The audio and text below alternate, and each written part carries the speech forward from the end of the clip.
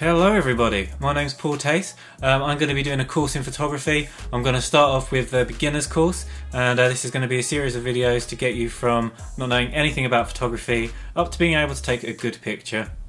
To do this, I'm going to explain what we will need. I'm going to take you through all the basic knowledge you're going to need to acquire. I'm also going to start a photography community group.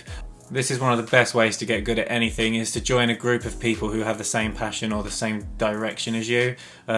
It's a great way to get in contact with me if you need to ask any questions. It's a good way for me to get in contact with you. It's also great if anybody's got any questions that the community can answer. Everybody can help everyone to move forwards. A lot of people might be a bit shy to join this sort of thing, but it's a really good stepping stone and it will really help you progress, so I really encourage you to do that.